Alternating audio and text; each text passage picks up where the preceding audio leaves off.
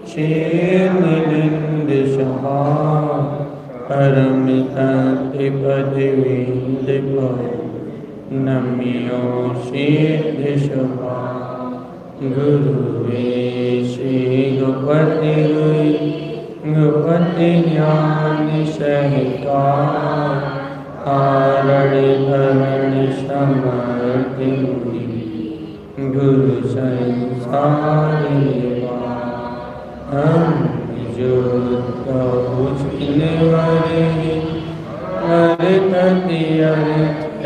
जो है विनाश भव्य अमल ज्ञान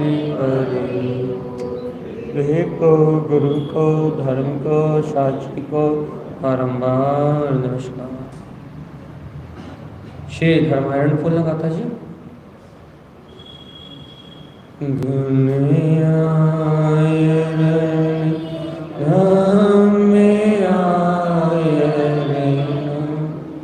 आयरण ज्ञान पे परम भयम तवे आयरण जीने जीने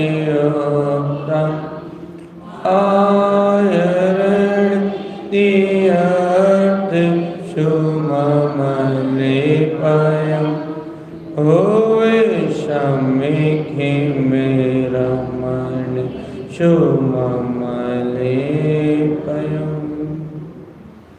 बोले धर्मायण फूला गाथा की।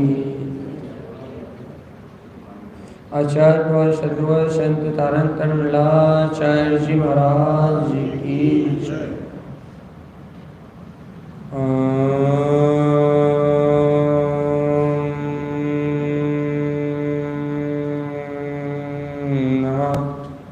सिद्धम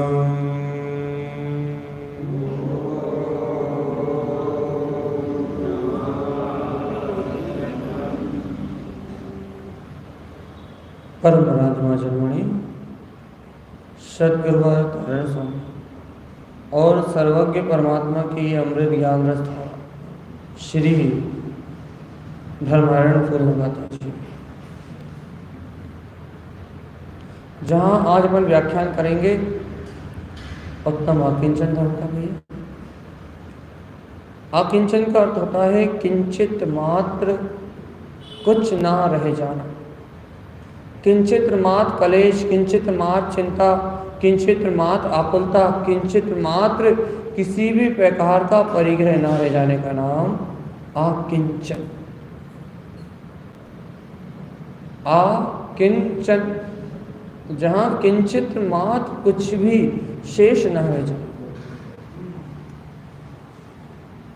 ना पाप, ना परिग्रह, ना शल्य, ना चिंता, ना क्रिया, ना कोई कार्य, जहाँ कुछ भी करना शेष ना रह जाए वहाँ आकिंचन।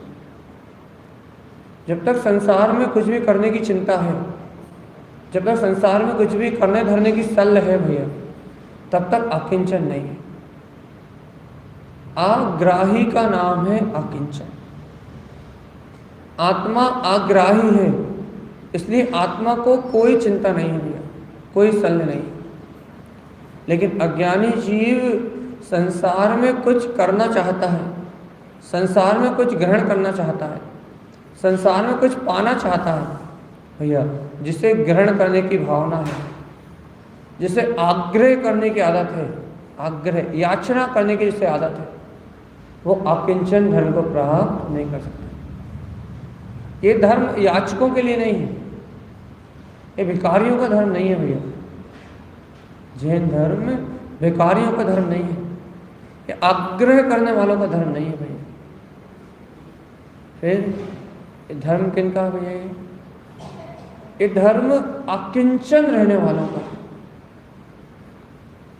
जिन्हें किंचित मात्र किसी प्रकार की शल्य नहीं है, जिन्हें किंचित मात्र किसी परपराई वस्तु से लेना देना नहीं है, जो किंचित मात्र भी पर भाव से नहीं जुड़ते, वो अकिंचन धर्म को ध्याते हैं।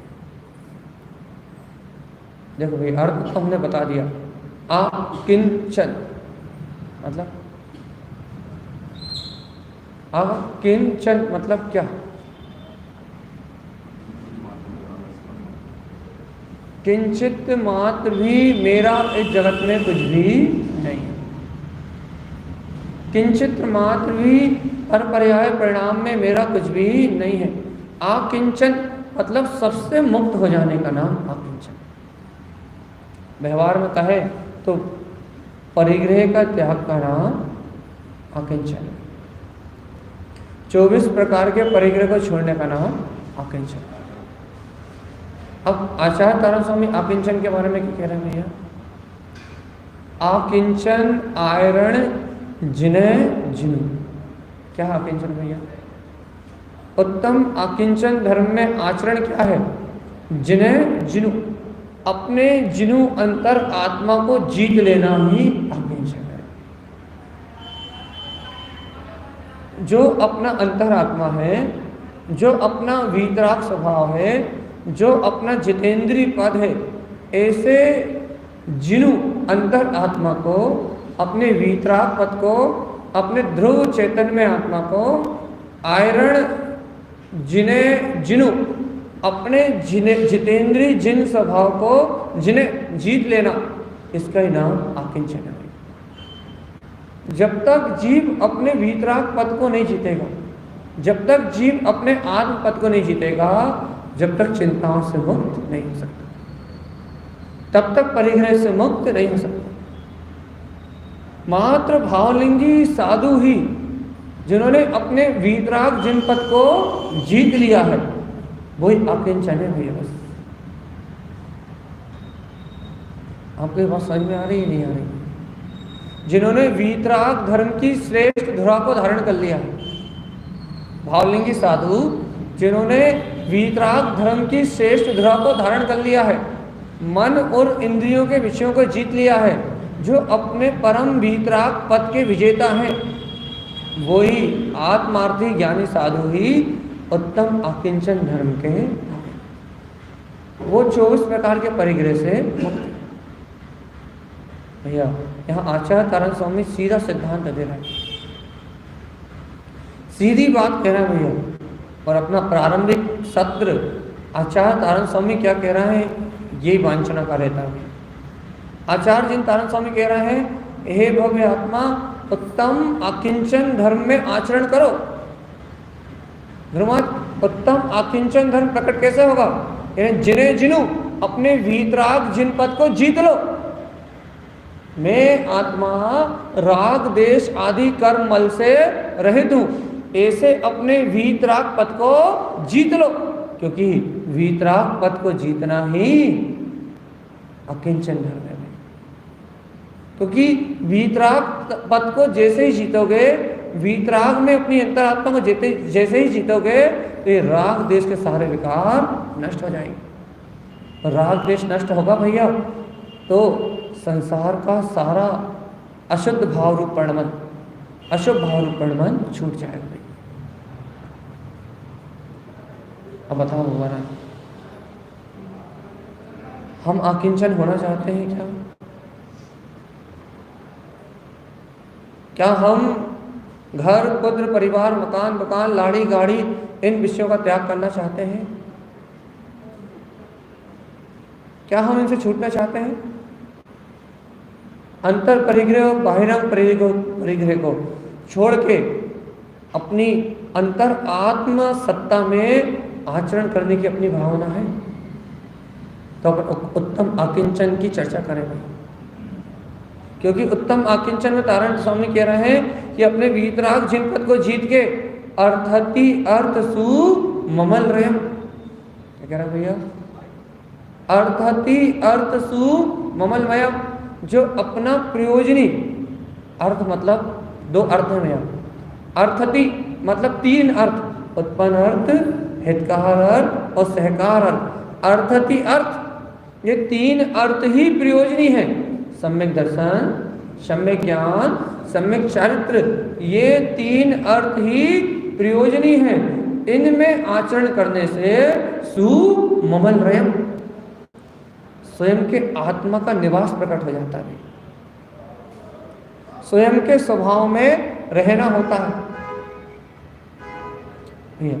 बात तो इतनी है कि हम स्वभाव में रहना चाहते हैं या नहीं।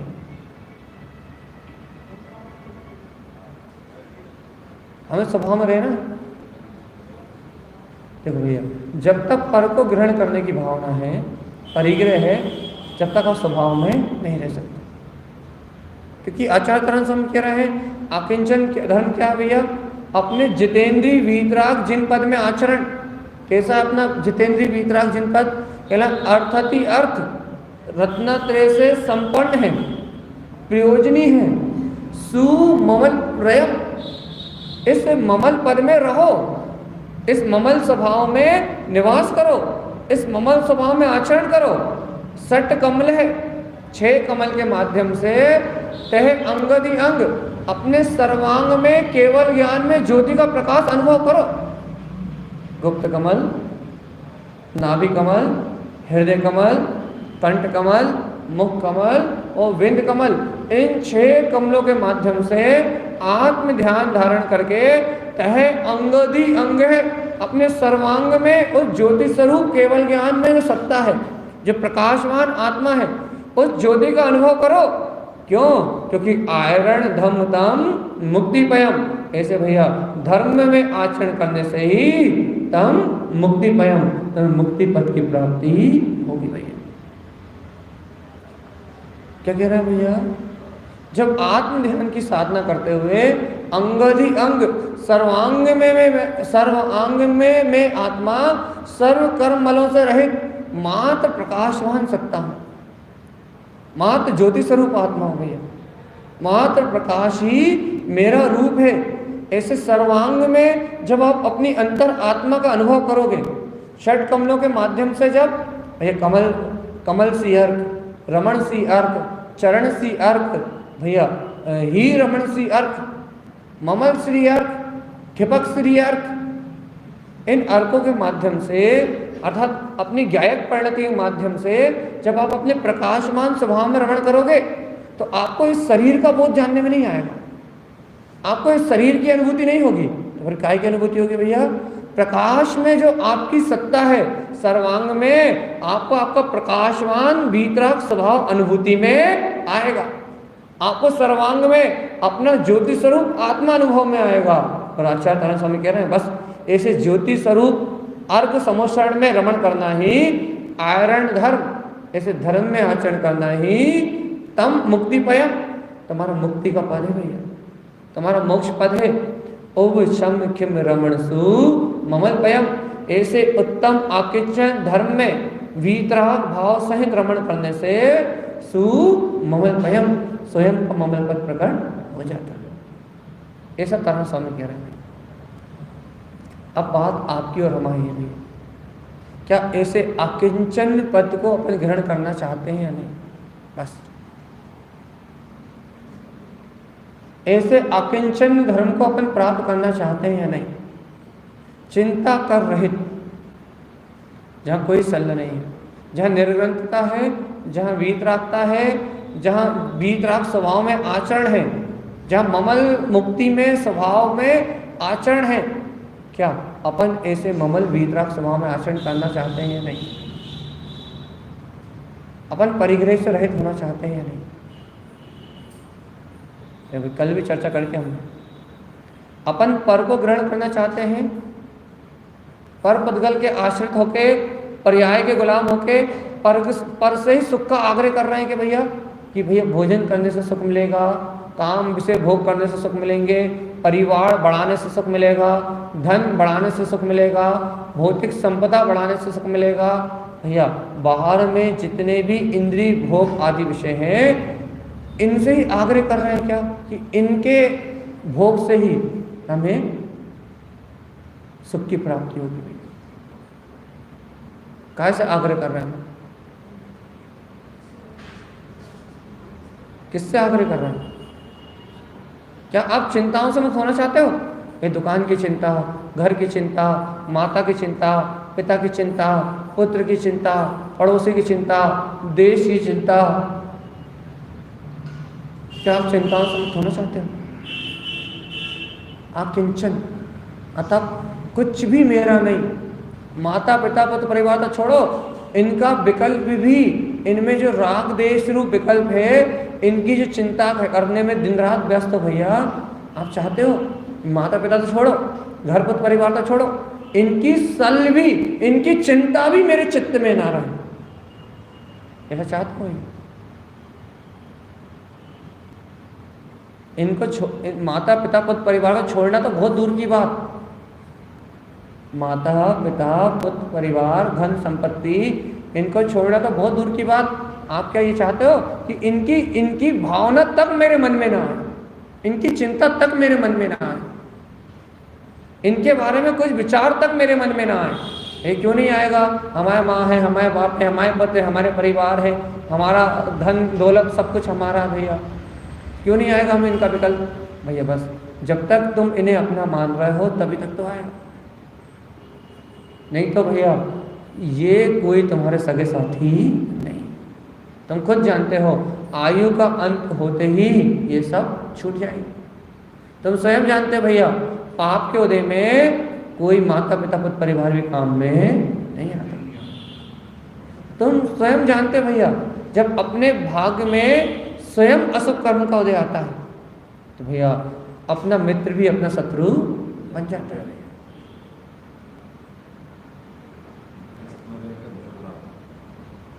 तो हम ये पूछ रहे हैं भैया, जब तुम स्वयं जानते हो कि इनमें से कोई भी मेरे काम आने वाला नहीं, आज ये मेरे काम आ रहे हैं तो ये मेरे पुण्य का उदय है। तो आज मुझे मेरी माता अच्छी मिली, आज मेरी पत्नी अच्छी है, आज मेरे बच्चे अच्छे हैं, आज मेरे पास धन अच्छा है, आज सब लोग मुझसे हाथ जोड़कर जय जयंत करते हैं, आज सब मुझसे भैया अच्छा अच्छा बोलते हैं, तो ये सब मेरे पुण्य कर्म का उदय है। ये मेरे पुण्य कर्म का उदय है जो आज ये सब मेरी प्रशंसा कर रहे हैं। यश कीर्ति कर्म का उदय है तो आज ये सब मुझसे मीठा मीठा बोल रहे हैं। बता भैया यदि यही पाप कर्म का उदय आ जाए तो? चलिए बताओ, मान लो अभी वाली हमारा अपयश कीर्ति कर्म का उदय आ जाए तो आप कहोगे पंडित जी उठो, आप बहुत बकवास करते हो और यहां से निकल दो नीचे, हमें आपकी कोई जरूरत नहीं। और आज आप कह रहे हो भैया पंडित जी आप कितने अच्छे प्रवचन करते हो, तो भैया आप कितने अच्छे करते हो कह रहे हो तो हमारा यश नाम कीर्ति कर्म का उदय है। और आप कह रहे हो कितने बोर करते हो, कितना दिमाग पचाते हो, निकलो यहाँ से, तो हमारा अपयश कीर्ति नाम कर्म का उदय भैया। अब बताओ भगवान आप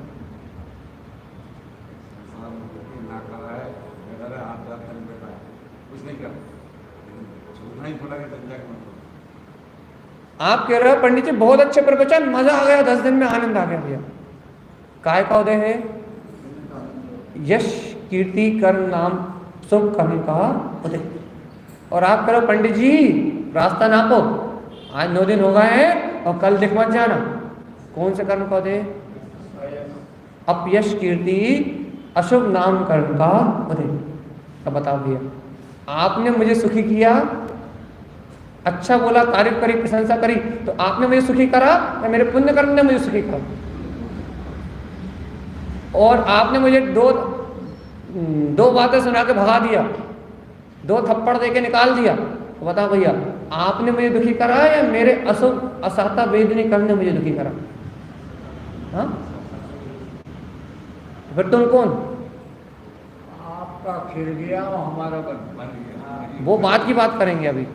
हम ये कह रहे हैं जब हमारे पुण्य उदय से हमें सम्मान मिला और हमारे पाप उदय से हमें तिरस्कार मिला, तो आप कौन? आप कौन? आप कौन? क्यों पहचाने हम आपको? क्यों हम आपकी कदर करें? क्यों पहचाने हम आपको? आप हो कौन ये तो बताओ, आपकी हस्ती क्या है? कौन हो आप? हो कौन? हम पहचानते नहीं। हो कौन? हम जानते नहीं। हो कौन? हम देखते नहीं। और जब आप कुछ हो ही नहीं तो हम आपकी चिंता क्यों करें भगवान आत्मा? जब हमारे पुण्य के वजह से हमें मिल रहा, हमारे पाप की वजह से हमें मिल रहा, तो हो कौन तुम जो हमें चिंता के लायक हो? जब सब कुछ हमारा ही हमारे परिणाम से मिल रहा है तो तू कौन? कौन तू? कौन सी हस्ती भाई? तू कौन सा बड़ा वाला भैया? बहुत बढ़िया। मतलब ही नहीं है कुछ, लेना देना ही नहीं है कुछ लेना ही देना नहीं है। चाहे माता हो, चाहे पिता हो, चाहे पुत्र हो, चाहे परिवार हो, चाहे कोई अच्छा बोल रहा हो, चाहे कोई बुरा बोल रहा हो, चाहे कोई आरती उतार रहा हो, चाहे कोई चप्पल जूते की माला पहना रहा हो, सब अपने पुण्य पाप कर्म का उदय है। तो फिर आप कौन? कोई कुछ नहीं है। और जब ये बात स्वीकार हो जाती है कहीं कुछ भी नहीं है तो उत्तम अकिंचन धर्म प्रकार हो जाता है।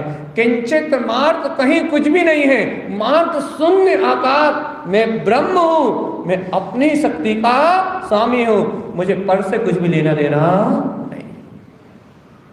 बताओ ये बात समझ में आई? समझ में आई निकुंज भैया? निकुंज भैया समझ में आई? हाँ या ना? निकुंज भैया आप ही का नाम है। कछु गई या ऊपर से पड़ गई?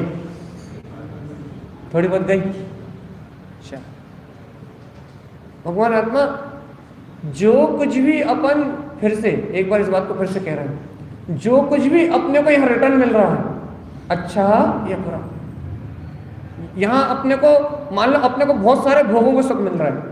अपने को घर में भैया, अपने से घर में कोई चू भी नहीं बोलता, सब अपनी बात सुनते हैं, सब अपने मन की मानते हैं। भैया ये सब आपके इसलिए मानते हैं क्योंकि आपका यश नाम कीर्ति और पुण्य कर्म का उदय है। तो भैया घर में कोई आपको आड़े हाथ भी नहीं रहता, घर में कोई आपको तिरछी आंख से भी देखना नहीं चाहता, घर में कोई आपको सुनना ही नहीं चाहता, घर में सब आपको देखते से ही मुंह बना लेते। क्यों बना लेते हैं भैया? हाँ, क्यों बना लेते हैं? जब मेरे पुण्य उदय से आप मेरी सेवा करते हो तो आप मेरे नौकर थोड़ी ना हो, पुण्य के नौकर हो। आप मुझसे प्रेम थोड़ी करते, आप मेरे लिए कुछ थोड़ी कर रहे हैं। मेरा पुण्य उदय है इसलिए आपके पिताजी भी करेंगे। और भैया और यदि मेरा पाप उदय आ जाए तो सगा भाई हो, सगा बंधु हो, कोई भी देखता नहीं है, कोई भी समझता नहीं है। पाप कर्म का उदय आता है तो सगे अपने ही तिरस्कार करते हैं। भैया जब मैं अपने पुण्य उदय का भोग कर रहा हूं, अपने पाप उदय का भोग कर रहा हूं, तो मेरी खोपड़ी में तुम क्यों? मेरी खोपड़ी में तुम क्यों? तुम्हारी तो कोई जरूरत ही नहीं है। बता भगवान जी बैठी है नहीं? सभी अपने अपने घरों पे लगा लेना, सभी अपने अपने अपनी अपना आपकी सोचने लगे या आपकी सोचने लगे। बहुत सरल बात है भाई। जब मैं अपना, एक उदाहरण, जब मैं अपना टिफिन लेकर आया हूँ, जब मैं अपना टिफिन का भोजन कर रहा हूँ, जब मैं अपना ही उपभोग कर रहा हूँ, जब मैं अपनी वस्तु को खा रहा हूँ, तो भैया मैं होटल का बिल क्यों चुकाऊं? मैं दुनिया की चिंता क्यों करूं? मैं अपना टिफिन लेके आया हूँ भैया। मेरा सुंदरी का उदाहरण, मेरा सुंदरी का उदाहरण, हाँ मेना सुंदरी का उदाहरण सुन लो भैया, याद दिला दिया आपने। बहुत संक्षेप में देंगे, बहुत ज़्यादा नहीं खींचेंगे भैया।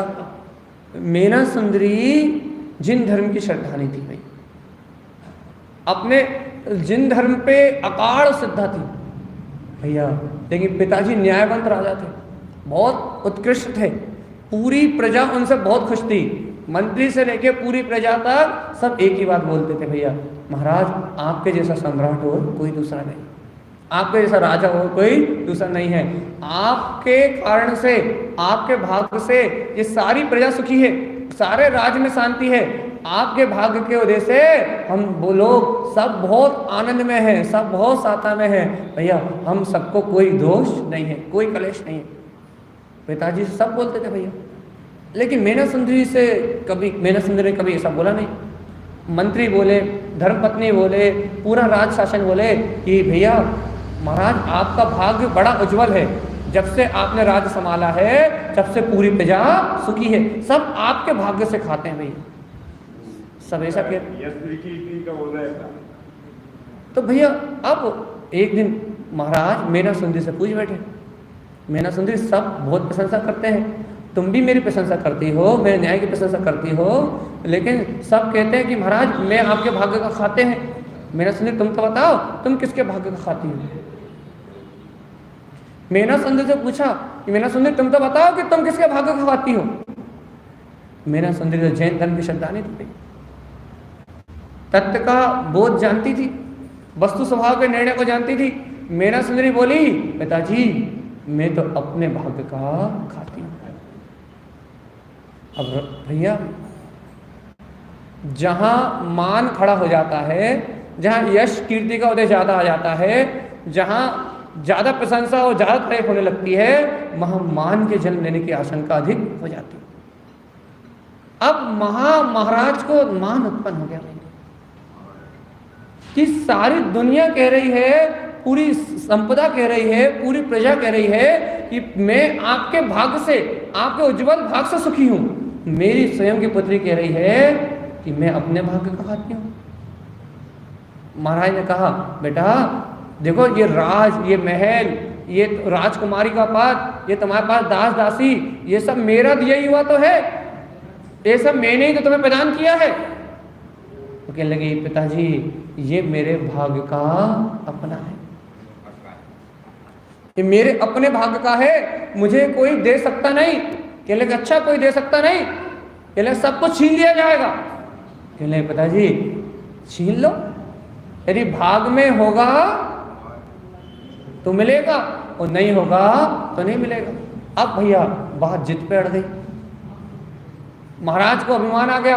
महाराज ने कहा मेना सुंदरी कल सुबह तक का टाइम दे रहे हैं हम तुम्हें, या तो कल बड़े सभा में ये कह देना कि पिताजी मैं तुम्हारे भाग्य का खाती हूं, और नहीं तो कल सुबह राजसभा में दंड दिया जाएगा भैया, दंड दिया जाएगा। भैया सुबह हो गई, पिताजी ने कहा बच्ची है रात भर में डर जाएगी, और रानी वगैरह सब समझा लेंगी। मंत्रियों ने समझाया, माताओं ने समझाया, सभी रानियों ने समझाया, बहन ने भी समझाया, ये तक समझाया कि बेटा ऊपर ऊपर से बोल देना, अंतर तुम्हारी जो श्रद्धा है वो बनाए रखना, लेकिन बाहर से बोल देना, झूठ झूठ पिताजी से बोल देना, पिताजी का मान रह जाएगा राजसभा में। झूठ झूठ ही बोल देना कि पिताजी मैं तुम्हारे भाग का खाती हूँ, ऊपर से पिताजी का मान रख लेना। लेकिन भैया जिनेंद्र भगवान के वचनों के मान के आगे किसी दूसरे का मान रखने की इच्छा सच्चे श्रद्धानी को नहीं होती। सुनो भगवान सीखो कुछ, जिनेंद्र भगवान के वचनों के मान के आगे चाहे माता का हो, चाहे पिता का हो, चाहे राज का हो, चाहे सम्राट का हो, और किसी का मान रखने की इच्छा होती ही नहीं है। जिनेंद्र भगवान के वचनों का मान इस तीनों लोगों में सर्वश्रेष्ठ मान है। मेना सुंदरी को जिनेंद्र भगवान के वचनों का मान था, मेना सुंदरी को जिनेंद्र भगवान के वचनों की श्रद्धा थी, मेना सुंदरी जिनेंद्र भगवान के वचनों में दृढ़ थी। सबने कहा ऊपर से झूठी झूठ बोल देना। पिताजी ने सुबह फिर राजसभा में पूछा, भाई राज दरबार खचाखच भरा हुआ था, पूछा गया मेना सुंदरी से कि मेना सुंदरी किसके भाग का खाती हो।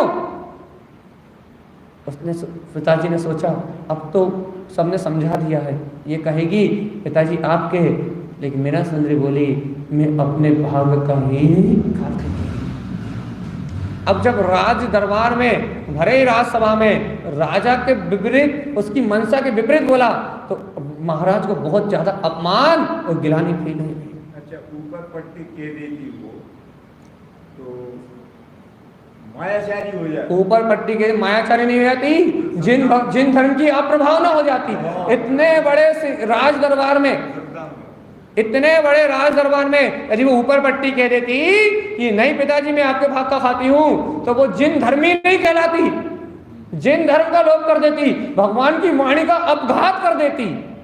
उसी समय मिथ्या दृष्टि हो जाती। भैया निशंक गुण में प्रसिद्ध नहीं होती। आज मेना सुंदरी का नाम तुम नहीं जानते,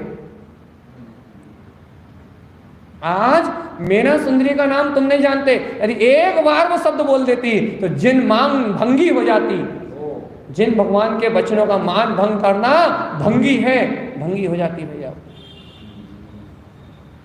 और ऐसा जीव दुर्गति में जाता।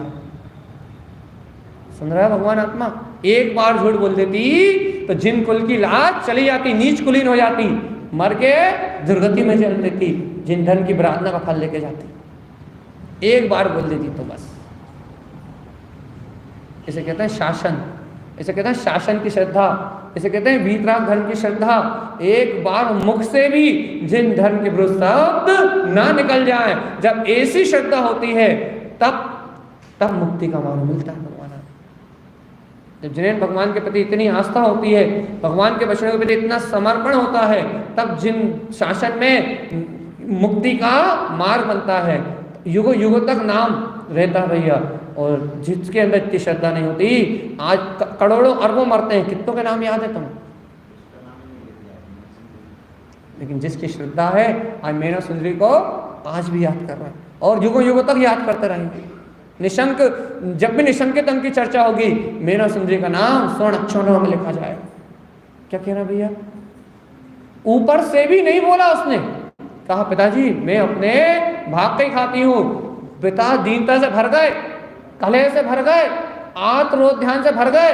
पिताजी ने कहा सुनो, ये तुम अपने भाग का खाती हो तो तुम्हें राज दरबार से निकाल दिया जाएगा, और जो पहला भिखारी आएगा राज दरबार में भीख मांगने, उससे तुम्हारा विवाह कर दिया जाएगा। तुम अपने भाग का खाती हो ना, तो भिखारी के साथ रह के अपने भाग का खाना। अभी भी पलट जाओ, अभी भी चेत जाओ, अभी भी स्वीकार कर लो कि मेरा सुंदरी तुम मेरे भाग का खाती हो। मीना सुंदरी तो मीना सुंदरी भैया, उसने फिर भी कहा कि पिताजी मैं अपने भाग का ही खाती हूँ। पहला भिखारी आया जिसे कोढ़ का रोग था, और कैसा कोढ़? जिस कोढ़ की गंध 7 कोस तक इतनी दुर्गंध थी कि उसके आसपास 7 कोढ़ तक कोई खड़ा ना हो पाए, इतना दुर्गंधवान। वो आगे क्या बनेगा वो बात तब भी बोलेंगे। एक इतना दुर्गंध युक्त कोढ़ी आया भैया। महाराज ने कहा देखो देखो, जिसके आने से प्रजा भी भाग रही है, जिसके आने से त्राही त्राही मच गई है, कोई जिसके पास ठहर नहीं पा रहा, इस कोढ़ी से तुम्हारा विवाह कर दिया जाएगा। लेकिन मीना सुंदरी कहने लगी, यदि मेरे भाग में कोढ़ी है तो मुझे कोढ़ी ही स्वीकार है, लेकिन मेरे भाग में जब तक राज के महल के सुख थे, जब तक मैंने सुख भोग लिए, अब यदि मेरे भाग में कोढ़ी की सेवा है, सुनो, यदि मेरे भाग में कोढ़ी की सेवा है तो मैं कोढ़ी की सेवा करके मैं उसमें भी आनंद में रहूंगी भैया। क्यों? क्योंकि मैं अपने भाग का ही ग्रहण करती हूँ। मुझे सुखी करने वाले भी आप नहीं थे, और आज कोढ़ी से शादी करने वाले भी आप नहीं हो। पिताजी आप तो निर्दोष हो, कोढ़ी मेरा भाग्य है, मैं अपने भाग्य को स्वीकार करती हूँ। इतनी निष्ठा हो कि दुख आते हैं तो भी मेरा भाग्य है, और सुख आते हैं तो भी मेरा भाग्य है, मैं दूसरे के भाग्य को स्वीकार नहीं करता। राजमहल में रानी राजकुमारी थी तो भी मेरा पुण्य का उदय था, अब कोढ़ी के साथ रहते हुए भिखारन बनकर रहूंगी तो भी मेरा भाग्य। पिताजी की आंखों से आंसू झरा, पूरी प्रजा रोने लगी। लेकिन भैया राजपूतों की शान, प्राण जाए पर वचन ना जाए, शादी तो कोढ़ी से करनी पड़ी। कोढ़ी को कौन टाल सकता है? होनहार तो कोढ़ी से शादी होने की थी, लेकिन भैया उसने समता भाव से, साम भाव से उस कोढ़ी के साथ शादी की और एकांत जंगल में जाके रहने लगी। ऐसे ऐसे जंगल में चली गई, ऐसे वन में चली गई जहां 700 कोढ़ी और थे, ऐसे स्थान पे जाके रहने लगे भैया। क्यों? क्योंकि और कहीं तो कोई रखने के तैयार नहीं। जहां कोढ़ी रहते थे, जहां कोढ़ लोग वालों को एक जंगल में पटक दिया जाता था, वहां जाके रहने लगी भैया। अष्टांग का पर्व है, अब आपको सबको कथा विदित है। अष्टांग का पर्व है, उसने सम्यक दर्शन की आराधना का प्रसंग सुनाया। 700 कोढ़ियों को 8 जो निकांक्षित, निशंकित, अमूढ़ दृष्टि, निर्विचिकित्सा आदि जो अष्टांग है, इनकी आराधना का प्रसंग सुनाया, अष्ट अंगों की महिमा सुनाई, सम्यक दर्शन का बोध कराया। आत्मा परमात्मा की बात सुनाई तो भैया उस कोड़ी जिसके साथ उसकी शादी हुई थी, उस कोड़ी सहित 700 और जिन्हें कोड़ था उन सबका कोड़ दूर हो गया। कैसे? सम्यक दर्शन की आराधना करने से। इसमें आज लोगों ने आडंबर मिला दिया है कि वो पानी जल छिड़कने से, वो क्या बोलते हैं, वो क्या अभिषेक का वो गंधोदक छिड़कने से, ये मात्र मिथ्या कथा है, ऐसा कुछ भी नहीं है। यदि गंधोदक छिड़कने से होता तो गंधोदक तुम रोज पी रहे हो, कुछ नहीं होता गंधोदक से सब ठीक हो जाते। और क्या गंधोदक इससे पहले नहीं छिड़का होगा क्या? लेकिन सम्यक दर्शन की प्रकटता से, सम्यक दर्शन की महिमा से, अष्ट गुणों की आराधना से ये फल मिला कि वो जो कोड़ी था वो श्रीपाल राजा के रूप में प्रकट हो गया। शराब के कारण से वो कोड़ी हो गए थे, उन्होंने मुनि पे कोई उसे कुछ मिला था, उसके कारण कोड़ी हो गए थे। भैया उनका कोड़ भी दूर हो गया और सम्यक दर्शन के प्रताप से बाकी 700 कोड़ियों का कोड़ भी दूर हो गया। और भगवान सुनो क्या हुआ, श्रीपाल राजा सम्राट थे, उनके पिता भी जिनके दास थे, वो अपने पिता की भी पटरानी हो गई, मतलब महारानी हो गई, पिता भी जिनके अधीन थे उस श्रीपाल राजा के यहाँ चली गई। बाद में लोगों ने कहा सही बात है, राजकुमारी का भाग ये छोटे महल में रहने का नहीं था, राजकुमारी का भाग तो सम्राट के महल में रहने का था। भैया भाग छोटे सुखों को भोगने का नहीं था, राजकुमारी के सुखों को भोगने का नहीं था, राज तो महारानी के सुख को भोगने का था। जो होता है वो कुछ अच्छा ही होता है। कुछ समझ में आया? सार को समझ में आया? क्या सार समझ में आया? हाँ, ये बात समझ में आई कि किंचित मात्र ना कोई मुझे कुछ देता है, ना किंचित मात्र मैं किसी से कुछ लेता हूं, ना मैं किंचित मात्र किसी को कुछ देता हूं, ना मैं किंचित मात्र किसी से कुछ ले सकता हूं। यहाँ जो भी प्राप्त होता है या जो भी मिल रहा है, जो भी सुख मिल रहा है, जो भी दुख मिल रहा है, वो मेरे ही भाग्य की उपज है। और जब सब कुछ मेरे भाग्य की उपज है तो आप हमारे हैं कौन, ये बताएं। अब जब आप हमारे कुछ है ही नहीं तो हम आपकी चिंता करके क्यों भूलें?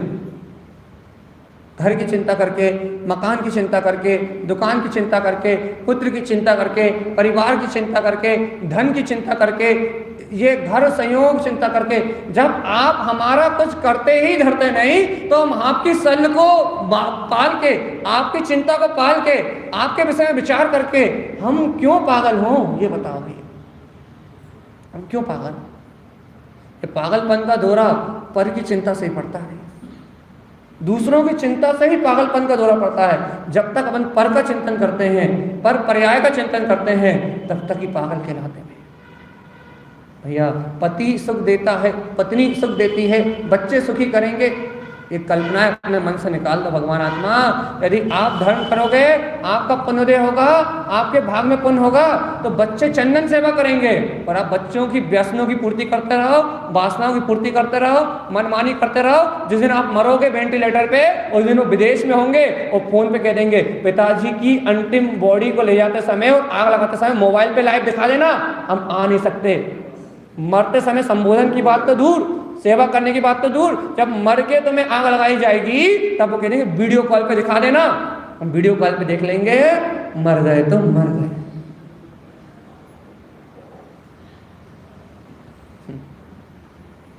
आई बात समझ में? ये ऊपर से गई। हजारों उदाहरण हैं अपने सामने जहां बच्चे कह देते हैं कि हम आ भी नहीं सकते। किस उम्मीद से पढ़ाया था? बड़ा होके हमारी सेवा करेगा, बड़ा होके साथ रहेगा। मरे तो अकेले घुट घुट के कमरे में मरे, आखिरी में कहते वेंटिलेटर पे, और आखिरी में भैया मुंह में पानी डालने वाला तो छोड़ो, समाधि मरण कराने वाला तो छोड़ो, चिता को आग देने वाला भी नहीं आया। म्युनिसिपैलिटी वाले या हॉस्पिटल वाले क्रियाक्रम कर रहे हैं। ये दशा है, और ये दशा बच्चों ने नहीं बनाई, दशा हमने बनाई कि हमने जीवन में उन्हें संस्कार नहीं दिए, जीवन में हमने धर्म नहीं किया, जीवन में हमने कभी पुण्य पाप का निर्णय नहीं किया। हमने उन्हें विषय सिखाई, वासनाएं सिखाई, कामनाएं सिखाई, छल कपट मायाचार से पैसा कमाना सिखाया, लेकिन सेवा करना कभी हमने सिखाया नहीं। समाधि मरण हमने कभी सिखाया नहीं, वीतराग धर्म हमने कभी सिखाया नहीं। और अपन सोच रहे हैं बच्चे हमें चंदन सेवा करेंगे। भाई भगवान उठाने आ जाए तो भी बहुत बड़ी बात है। बताओ भैया कौन करता है? कौन करता है? स्वयं के पुण्य और स्वयं के पाप का फल स्वयं के भाग में आता है। तूने सत्कर्म करे हैं तो तेरे साथ कोई दुराचार नहीं कर सकता, और तूने दुष्कर्म करे हैं तो कोई तेरे साथ अच्छा नहीं कर सकता। कर्म ही कर्म का फल देते हैं, कर्म ही कर्म रूप उदय में आते हैं। भैया आज स्वीकार कर लो सर्वज्ञ भगवान की इस वाणी को, आज अंगीकार कर लो भगवान के इस उपदेश को कि यहाँ कोई किसी को सुखी दुखी नहीं करता। जो प्राप्त है वो अपने भाग से प्राप्त है भैया। इसलिए मैं ज्ञायक तत्व भगवान आत्मा हूँ, मैं मात्र ज्ञाता दृष्टा भगवान आत्मा हूँ। इस जगत में किंचित मात्र मेरे सुख दुख का कारण कुछ भी नहीं है, किंचित मात्र मेरा कुछ नहीं है। बस ये सिद्धि होते ही उत्तम अकिंचन धर्म प्रकट हो जाएगा। किंचित मात्र कुछ मेरा नहीं, बस ये भावना जागृत होगी और उत्तम अकिंचन धर्म प्रकट हो जाएगा। और जब तक चिंता है तब तक अकिंचन नहीं हो सकते। अकिंचन चिंता कर रहित, जब तक सल है तब तक अकिंचन नहीं है, और जहां अकिंचन है वहां चिंता नहीं। बताओ ये क्या अच्छा लग रहा है, अकिंचन या चिंता? सही बताओ। दुकान पे बैठे हो, बैंक में खड़े हो, तिजोरी से पैसे निकाल रहे हो, या भोजन कर रहे हो, या फिर भैया ये सब तो पुण्य पाप के भोग हैं, इनसे परे मैं परम तत्व परमात्मा इसके बोध में रहे। जल्दी बताओ, जल्दी बताओ भगवान आत्मा कहाँ हो इस समय? कहाँ हो? शरीर के भोग में हो, मन के भोग में हो, किसी की चिंता में हो, इससे इतने पैसे ले लेते इतने नहीं ले पाए, इससे इतनी उधारी थी इतनी नहीं ले पाए, इसे देना था इसे नहीं दे पाए, दुकान खोलने का टाइम हो गया नहीं खोल पाए, बच्चों को पढ़ा के बाहर भेजना था, फीस जमा करनी थी। इन सब चिंताओं में डूबे हो, या फिर अकिंचन, अरे यहाँ कोई किसी का कुछ करता धरता है ही नहीं, सब अपने अपने भाग्य को लेके आए हैं, सब मेरे समान गायक तत्व भगवान आत्मा है। सबको एक उपदेश भैया, सदाचार का उपदेश। जो हो रहा है बच्चों के प्रति, जो कर्तव्य हो रहा है वो उनका भाग्य है, इसलिए मुझे उनकी नौकरी करनी पड़ रही है। यदि बच्चों का भाग्य नहीं होता तो भैया हर माँ बाप अपने बच्चों को कलेक्टर बनाना चाहते हैं। सब कलेक्टर बना पाते हैं क्या? हर माँ बाप अपने बच्चों को डॉक्टर और इंजीनियर बनाना चाहते हैं। सब बना लेते हैं क्या? जिसके स्टार होते हैं वो बन जाता है, और जिसके स्टार नहीं होते वो, और भैया बंद अच्छे पढ़ते हैं, पूत कपूत को कहा धन संचय। सीधी बात है भाई। कपूत को कितना ही दे दो सब नाश कर देगा, और पूत को कुछ चाहिए ही नहीं, क्योंकि पूत के लक्षण तो, लल्लक लक्षण तो पल्ले में दिखते हैं। यदि पूत होगा तो तुम एक ढेला मत दो, वो ढेल लगा देगा। पूत होगा तो ढेल लगा देगा, और कपूत होगा तो तुम कितनी दे दो, क्षण में भस्म कर देगा भैया। अपनी वासनाओं में, अपनी इच्छाओं में, अपनी कामनाओं में। कपूत होगा तो सब विनाश कर देगा, और सपूत होगा तो उसे तुम्हारी कोई जरूरत नहीं है, वो तो अपना बल लेके आया, उसे कोई जरूरत ही नहीं है। हाँ, जानो देखो जाने दो, होता स्वयं जगत परिणाम, मैं जग का करता क्या काम, दूर हटो पर कृत परिणाम, ज्ञाता दृष्टा आता। अकिंचन, कोई चिंता नहीं, बच्चों की फीस भराने का समय आएगा, हम नौकरी कर रहे हैं तो हम बैंक से चेक देंगे, फीस भरा जाएगी, लेकिन फीस भराई है पुण्य उदय से, मेरे भरने से नहीं भराई।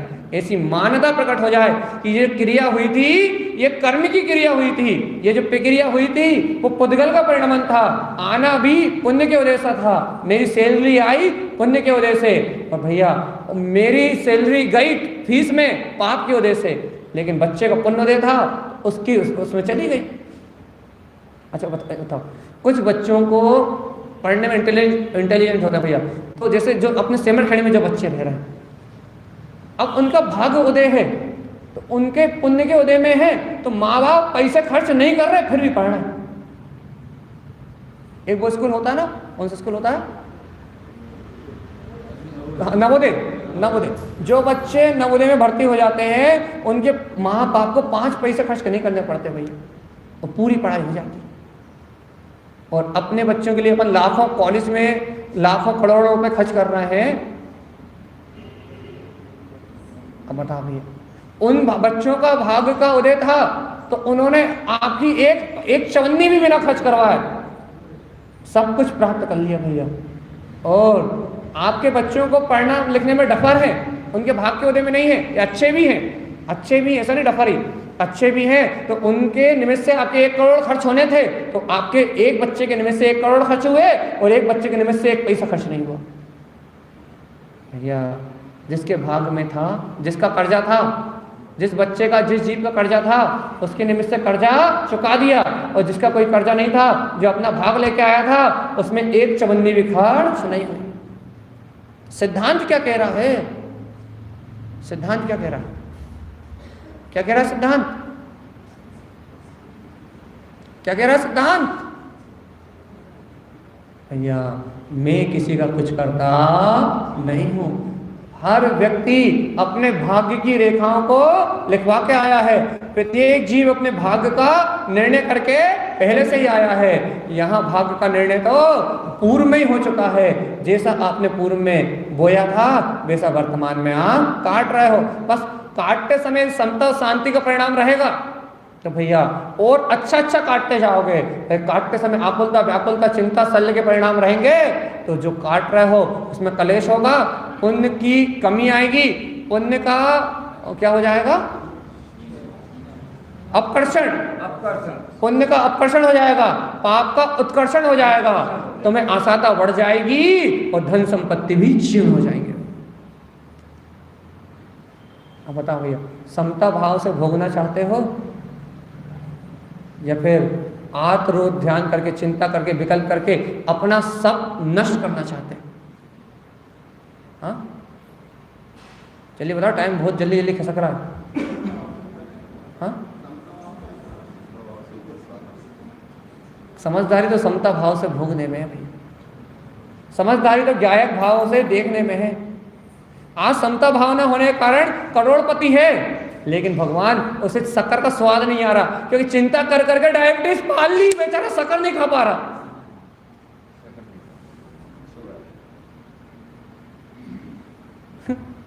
देखो तो बेचारा कहने लगे भैया डायबिटीज हो गई, ब्लड प्रेशर हो गया, कहने लगे सर्वाइकल हो गया, कहने लगे कितनी बीमारी हो गई, कहना भैया डायबिटीज भी है, कहना बीपी भी है, कहना जोर से बोल नहीं सकते, भैया बाईपास हो गई है तो जोर से चल नहीं सकते, भैया क्या बोलते हैं शुगर है तो मतलब ना तला खा सकते ना मीठा खा सकते, और कहने लगे भैया और क्या क्या है भैया, कहने लगे सर्वाइकल है तो कहना ढंग से उड़ भी नहीं सकते और बैठ भी नहीं सकते। कहना भैया ये करोड़ रुपए काहे के लिए रखे थे तुमने, आराम करने के लिए। अच्छा हॉस्पिटल के वेंटिलेटर पे पड़े होने को आराम कहते हैं क्या भैया? ना आप खा पा रहे, ना आप पी पा रहे, ना आप चल पा रहे हैं, आप किसी काम के ही नहीं बचे संसार के, एक कोने में पड़े हुए हो, इसलिए वो 1 करोड़ 2 करोड़ 5 करोड़ इसलिए इकट्ठे करे थे क्या? आराम करने के लिए। एक कोने में घर वाले हमारे बच्चे एक खटिया पे कोने में पटक दें, इसी के लिए करे थे इकट्ठे क्या भैया? इसलिए करें क्या इकट्ठे? बताओ। लोग के चलते, हाँ, लोग के चलते अपने लोभ, अपनी आसक्ति, अपनी कसाई के कारण इकट्ठा करे। नाम लेते रहे बच्चों के लिए कर रहे हैं, नाम लेते रहे परिवार के लिए कर रहे हैं, नाम लेते रहे समाज के लिए कर रहे हैं, कर रहे हैं अपनी वासनाओं के लिए। खुद को भेद ज्ञान नहीं है, खुद को तत्व निर्णय नहीं है, स्वयं को भगवान की वाणी स्वीकार नहीं है, स्वयं ज्ञाता तत्व को देख नहीं सकते, स्वयं आत्मा के कल्याण की बात जान नहीं सकते। भैया खुद को आसक्ति है, खुद का मन आत्मा के चिंतन में नहीं लगता, खुद का मन मंत्र जप में नहीं लगता, खुद का मन स्वाध्याय में नहीं लगता। तो भाई जिनका मन स्वाध्याय में नहीं लगता, तत्व चिंतन में नहीं लगता, भेद ज्ञान में नहीं लगता, वो करता करता करता करता अपनी इच्छाओं वासनाओं की पूर्ति करने के लिए संसार में मकान बनाते हैं, दुकान बनाते हैं, शादी करते हैं, परिग्रह जोड़ते हैं, अपना संसार बढ़ाते हैं। उनसे पूछो भैया क्या है, भैया मंदिर नहीं आए, कि भैया बच्चों के लिए करना तो पड़ता है। बारे चेतन अपनी वासनाओं को, अपने अपराध को रख दिया दूसरे के सर पे। बेटा चिंता मत कर, जब तू नरक निगोद की यात्रा सहन करेगा ना, जब तू वेंटिलेटर में तड़प तड़प के मरेगा, जब वो बच्चे तुझसे स्वयं आके कहेंगे हमने कहा था क्या हमारे लिए करो, हमारे पास तो खुद भूत है अपना। मरते मरते समय तक कहेंगे क्या कर लिया तुमने हमारे लिए, पैदा काहे के लिए किया था, पैदा किया तो करा, कौन सा एहसान करा, वही सुनाएंगे तुम्हें। बेटा चिंता मत करो, जिनके लिए तुम कर रहे हो ना वही तुम्हें दिखाएंगे, वही तुम्हें चेताएंगे, और तुम मरते समय भी नहीं चेतोगे, मोहे में मरोगे। सही है, सही है। अरे अपनी सोच लो। चेतनात्मा मान जाओ, आज उत्तम आकिंचन के दिन स्वीकार कर लो आकिंचन धर्म को, कि इस जगत में किंचित मात्र भी मेरा कुछ नहीं है, किंचित मात्र भी किसी की चिंता करना मेरा कर्तव्य नहीं है। मेरा कर्तव्य आत्मचिंतन करना है। आज तक जो भूल हुई वो हुई, आज से मेरा संकल्प मैं तत्व चिंतन करूंगा, आत्मचिंतन करूंगा, भी कथाओं में अपना जीवन नष्ट नहीं करूंगा। भगवान मेरा जीवन मेरे स्वचिंतन के लिए है, मेरा जीवन मेरे चैतन्य के अनुभव के लिए है, मेरा जीवन पतन के लिए नहीं है, मेरा जीवन विनाश के लिए नहीं। एक बार आकिंचन धर्म का अंगीकार कर लो, एक बार उत्तम आकिंचन को स्वीकार कर लो और कह दो कि अब मुझे किसी की शल्य चिंता नहीं है, होता स्वयं जगत परिणाम। आज से मैंने जगत से किनारा कर लिया भैया, आज से मैंने चिंताओं का त्याग कर दिया, मैंने बाहर में बहुत वस्तुओं का त्याग किया, लेकिन आज से मैंने अपने दुखों को मुझे दुख देने वाली चिंताओं को छोड़ दिया। आज से चिंताएं मेरी नहीं, तो आज से दुख मेरा नहीं, चाहे लंगोटी को दुखवा ले। आज से मेरे को कोई चिंता नहीं, तो आज से कोई दुख मुझे नहीं। आज से मैंने सर्व सुख को अंगीकार कर लिया भैया, आज से मैंने शाश्वत सुख को अंगीकार कर लिया है। आज से ना कोई चिंता होगी ना कोई दुख होगा। भाई चिंता नहीं होगी तो घर कैसे चलेगा? तुम बिना चिंता करे भी देखो घर वैसे ही चलेगा जैसे चल रहा था। अरे तुम मर जाओगे तो भी वैसे ही चलेगा, तो तुम्हें चिंता करने से क्या हो रहा है? बताओ, कोरोना में किस किस के कितने कितने घर वाले चले गए, किसका घर बंद हो गया, किसके घर वाले ने भोजन करना छोड़ दिया, कौन मर गया तुम्हारे वियोग में? कोई मरा क्या? जब तुम्हें मरने से कुछ नहीं बदलता तो तुम्हें चिंता छोड़ने से क्या बदल जाएगा चेतन आत्मा? अच्छा बताओ, यदि हम मर जाएंगे या आप चले जाओगे तो ये मंदिर के काम बंद हो जाएंगे क्या? मंदिर भी होना बंद हो जाएगी? है 10 लक्षण पर्यूषण मतलब बंद हो जाएंगे क्या? यदि मान लो कल रात में हम अरिहंत नाम सत्य हो जाते तो क्या आज उत्तम क्षमा धर्म बनना बंद हो जाता क्या? अच्छा नहीं होता किसी के मारने धरने से, किसी के आने जाने से कोई काम नहीं रुकता। जब किसी के आने जाने से नहीं रुकता तो अपने मन में चिंता करने से क्या रुक जाएगा? ये तो बताओ। अपनी चिंताओं से क्या रुक जाएगा? अपनी चिंताओं से क्या बदल जाएगा? अपने भाव से क्या बदल जाएगा? कुछ नहीं बदलने वाला। मन ही मन अशुभ कर्म का बंद कर रहे हैं, मन ही मन चिंता करके, मन ही मन शल्य करके अशुभ को बांध रहे हैं, पाप उदय को बांध रहे हैं, अपना पुण्य का नाश कर रहे हैं और दुर्गति में जाने रूप कर्मों का संचय कर रहे हैं। मन ही मन पागल बने हुए हैं भैया।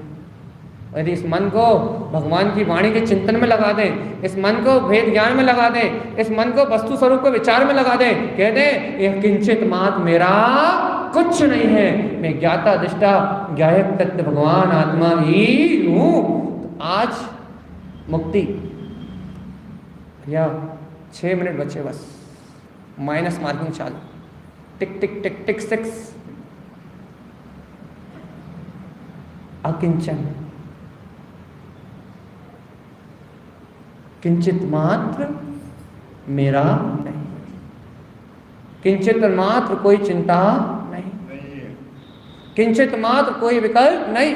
अपन तो निर्विकल्प आनंद स्वरूप आत्मा है भैया, अपने को क्या लेना देना पर्याय से। देखो गुरु माँ ने कहा था आकिंचन आयरण जिने जिनु, अरे आकिंचन उत्तम अकिंचन धर्म में आयरण करो, कहना कैसे करें, जिने जिनु अपने बीतराग पद को जीत लो, पर से राग देश छोड़ दो, अपने बीतराग पद को जीत लो तो आकिंचन की प्रकटता हो जाएगी।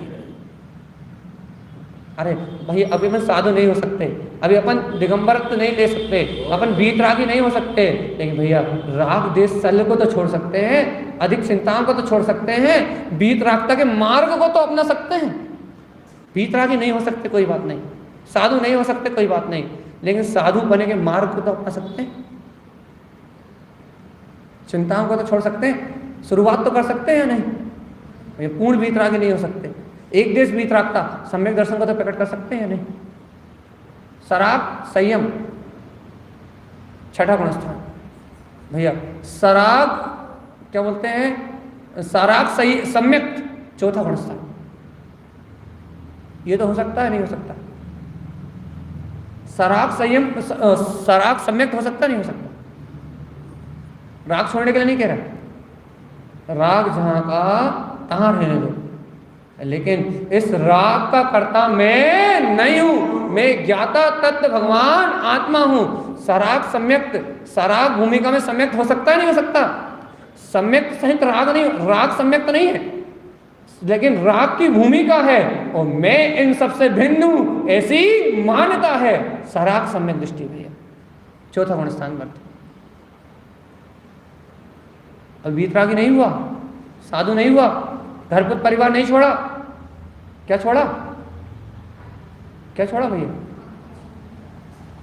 दर्शन मोह की प्रकृति मिथ्यात्व को छोड़ दिया। बस घर में रहते हुए राग के सहित रहते हुए सम्यक दृष्टि भैया, सराग सम्यक दृष्टि। इतना तो हो सकता है कि नहीं, इतना तो हो सकता है या नहीं हो सकता, बताओ, हो सकता है,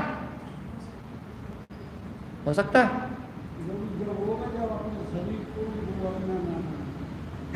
शरीर को तो छोड़ो, यदि अपने मन में चलने वाले विचारों को भी अपना मानोगे तो नहीं होगा। क्या कह रहा है, यदि अपने अंतर में चलने वाले विचारों को भी अपना मानोगे तो भी नहीं होगा, ये भी याद रखना, क्योंकि विचार पुद्गल के ला रहे हैं, पुद्गल परमाणु है, मन में चलने वाली अवस्था है, और मैं सर्व विचारों से परे ज्ञान विज्ञान में वीतराग तत्व भगवान आत्मा हूं। जब इस सत्य को स्वीकार करोगे तभी हो सकता है, इसके अलावा किसी से नहीं हो सकता। शरीर तो बहुत दूर की बात, विचारों से भी अपना रखोगे तो नहीं होगा। इसलिए आत्मा निर्विचार है भैया, अविचार है, अचिंत चिंतामणि कहते हैं इसे, अचिंत चिंतामणि, जो चिंता कर रहे थे, जो चिंतन से उत्पन्न नहीं किया जा सकता, जो अचिंत है, जो चिंतन की परिधि से बहुत बाहर है, चिंतन की परिधि बहुत बाहर है, वो आत्मा बहुत अंतर है भैया। टिक टिक 3 मिनट शेष, माइनस मार्किंग शुरू, आखिरी 3 मिनट भैया, चलिए बताओ।